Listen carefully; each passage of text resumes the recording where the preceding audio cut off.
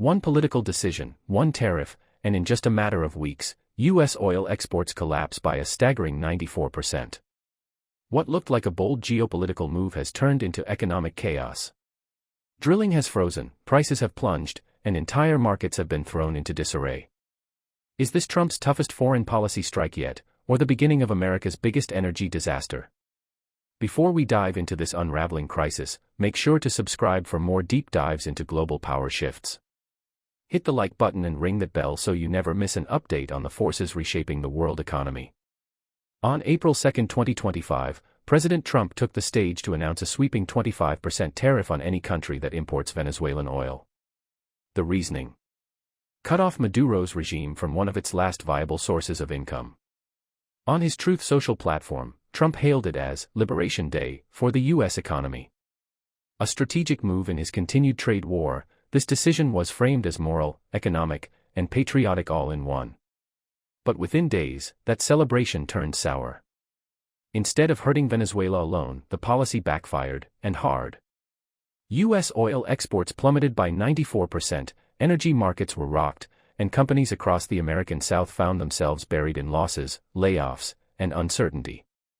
Global oil markets don't operate in a vacuum.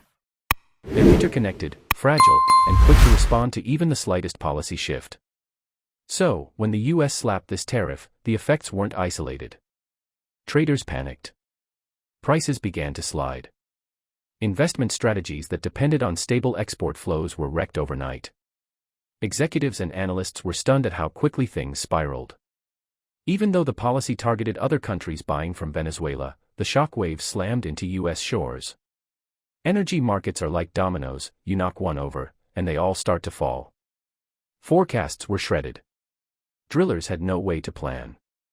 And the backbone of U.S. energy, exports, collapsed. Suddenly, American oil was no longer competitive. Tariff fears, pricing chaos, and volatile benchmarks made buyers worldwide turn away. In fact, many countries that used to buy U.S. oil started bidding on crude from other nations, driving those prices up and leaving U.S. sellers out in the cold.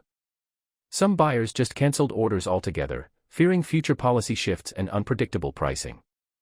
What was intended as a calculated blow to Venezuela turned into a wrecking ball for the American oil industry. Instead of tightening the screws on Maduro, the tariffs undermined U.S. oil's global standing. Prices tanked. Futures crashed. Storage tanks filled to the brim. And in places like Texas, New Mexico, and Louisiana, drillers were left stranded with crude they couldn't export, and prices too low to justify continued production. Wall Street took notice. Energy stocks plummeted. Confidence collapsed. Oil producers started canceling projects, slashing budgets, and laying off workers. Let's talk numbers. West Texas Intermediate, America's oil benchmark, fell below $60 per barrel. For consumers, that might sound like cheaper gas. But for producers, that's financial disaster. Most U.S. shale producers need oil to stay above $60 to $65 just to break even. When it dipped below that level, red alerts went off. Drilling became unprofitable. Expansion plans halted. Entire sectors paused. Some companies tried to hedge, locking in prices through future contracts. But that brought higher costs. Others just froze production. Either way, the message was clear: survival, not growth, became the priority. The ripple effect spread fast. The number of active oil rigs in operation declined sharply.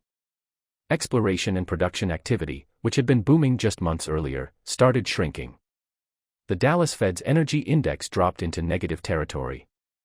That's a clear signal that oil companies were no longer betting on the future, they were cutting back, pulling in, trying to survive. Ironically, while crude prices dropped, gas prices for consumers didn't follow. Why? Because refiners were scrambling to find new sources of oil. Tariffs made Venezuelan oil harder to get, and some alternative blends cost more. Refiners passed those extra costs on to drivers. So, you had higher pump prices and falling crude prices, a confusing contradiction that made headlines and angered American families. People expected relief. Instead, they got squeezed. Wall Street didn't stay calm. Panic hit. Energy-heavy portfolios tanked. Hedge funds and traders began pulling back. And when they looked deeper, what they saw wasn't just a dip in prices. They saw a collapse in confidence. The volatility made investors doubt everything: future prices, policy decisions, even the logic of staying in oil altogether. It became clear that this wasn't a normal correction. This was policy-induced chaos. 1 week after the collapse, on April 9, Trump tried to ease the pressure.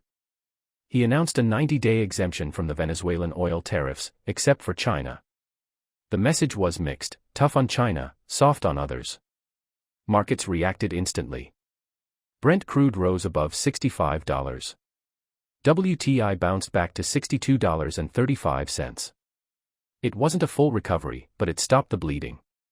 For now. But everyone knew it was a pause, not a solution. The fundamentals hadn't changed. Confidence hadn't returned. The problem was perception, not supply and demand. China didn't take it lightly. They hit back with tariffs of their own.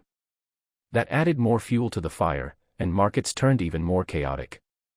The exclusion of China from the exemption sent a troubling signal: allies might get spared today, but no one is safe tomorrow.